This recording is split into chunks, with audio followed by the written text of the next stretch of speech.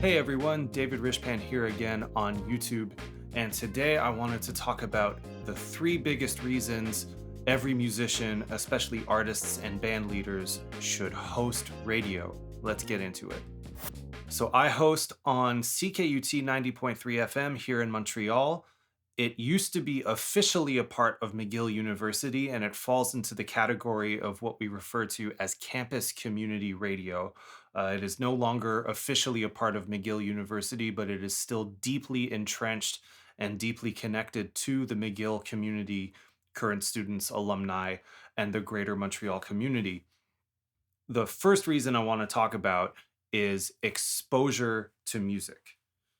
When I started hosting in 2003, this is pre-YouTube, pre-streaming, to have access to music, to be surrounded by CDs and records, that was the way you discovered music. That was the way you broadcast music on air. You needed to have physical access to records by the musicians you might be interviewing or who were coming to tour in town. And the collection, the library that CKUT has amassed in the past 40-something years, I was able to access records that were long out of print, records that were not easily available in Canada. They were maybe on small European or American labels, and the way the radio station got access to them was through their relationships with publicists and managers and the artists themselves. So in 2003, 2004, I had access and the ability to listen to all this music that I maybe wouldn't have heard of otherwise, or would have been very expensive and very difficult for me to get a hold of. And one example that I remember very clearly is back at that time, my tastes were a little more, let's say, conventional, commercial, straight ahead.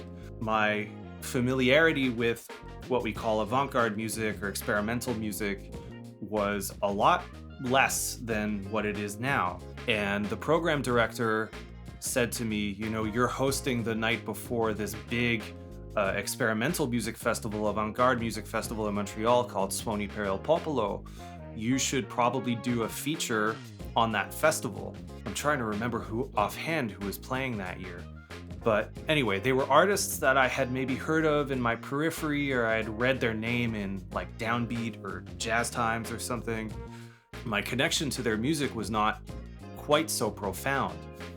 And so in the program director kind of mandating me or requesting that I do a feature on this festival, I went into the library and I dug out CDs, physical CDs by all these artists, some of whom I had never heard of, some of whom I had heard but maybe didn't like the record I heard. And in having to put together a 2-hour show of music that I wasn't so familiar with, I gained a much deeper appreciation for all of that music. A lot of that music has kind of found its way into my artistic practice.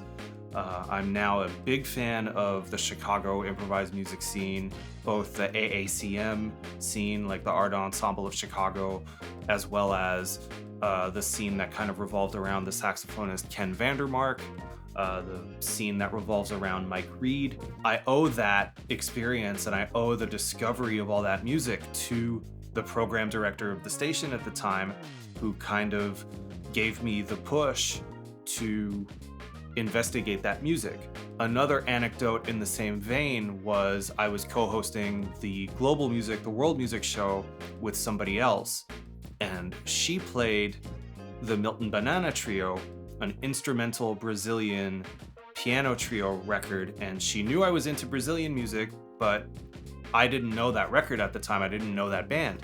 And the Milton Banana Trio and the rabbit hole that opened of instrumental Brazilian piano trios from the 60s, that directly is the catalyst for my band Trio Bruxo.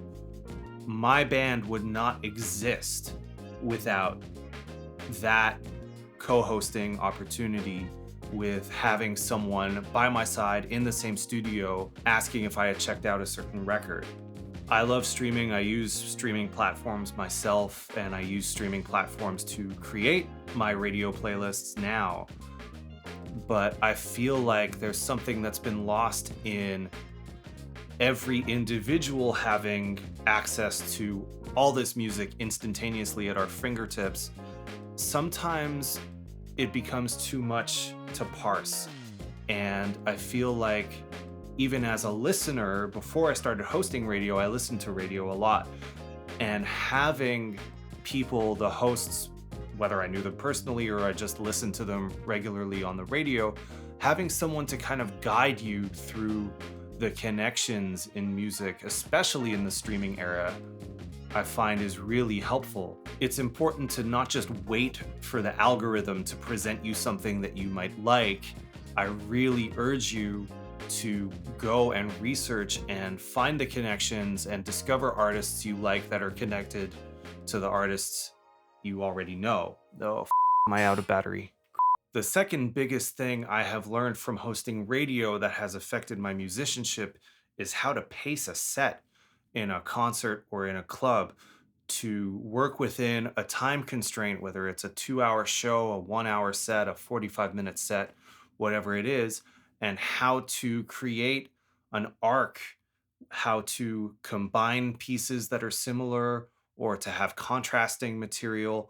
All of that stuff I learned from hosting radio. When I put together radio shows, I tend not to have more than 20 minutes without talking.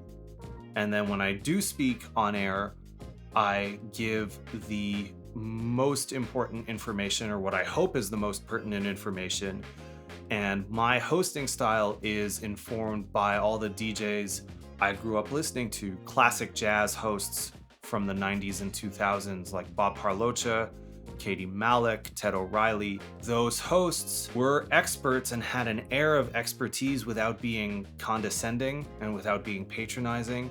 They were the ones that had the record jacket in front of them. They were the ones who had been doing this for a lot longer than me, especially when I was a teenager just getting into this music.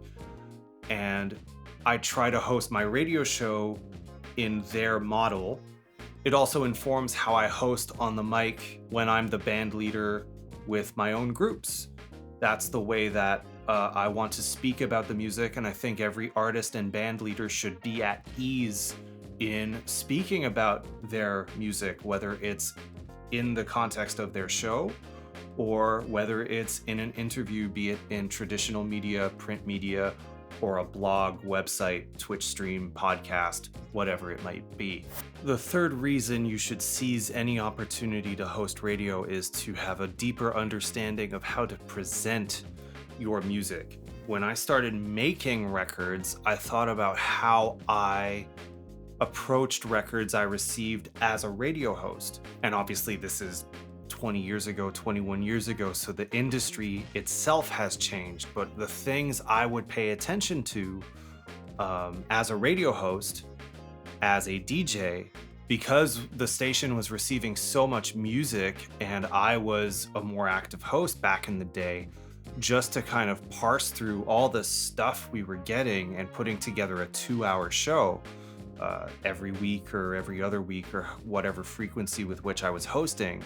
You know, there was no way I could listen to or air everything that came into the station. And so what I paid attention to was the musicians on the album, both the leader and the side musicians. If I didn't know the leader, but I knew the side musicians, I would give it a shot. And if I didn't know any of the musicians, then I would look at what label it was on.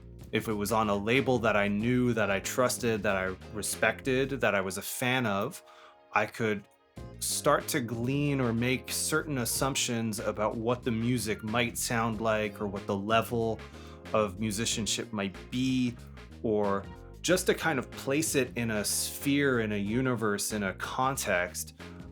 If it was a totally independently released project with no musicians that I knew, then I would look for hints maybe in the track list. If they had a cover of something, if the cover was not just a standard tune, but something very specific that placed them in an artistic and musical community, then I could glean the context that way. So when I started to put together my own records, I realized that, for example, in Montreal, people know who I am, and the musicians that I work with, they know who we are. But if I send the record out to Vancouver or California or Germany, maybe our careers have not expanded to those territories yet. So, how am I going to convince a DJ, a host, a producer who doesn't know who we are to give this record a shot? That's where the branding of a label is really useful. That's where recording specific covers and being judicious about your repertoire choice is really helpful to an outsider perspective. So if you're an aspiring artist or band leader, I would urge you, if there's a campus or community radio station in your area, find out how you can get involved. Definitely listen to the shows that are on that station and support the DJs, programmers, hosts, and producers that are working usually on a volunteer basis or on a very low salary to bring independent and creative music to the masses. Like I said, I think having people to guide listeners and audiences through the amazing amount of releases that come out every week is incredibly vital, even in this streaming algorithmic age. Hosting radio has been invaluable to me as a musician. It has been as important to my artistic development as any lesson, masterclass, workshop I've ever taken. So definitely keep an eye open for the opportunities that are available near you in your area. My name is David Rishpan. I'll see you in the next one. Cheers.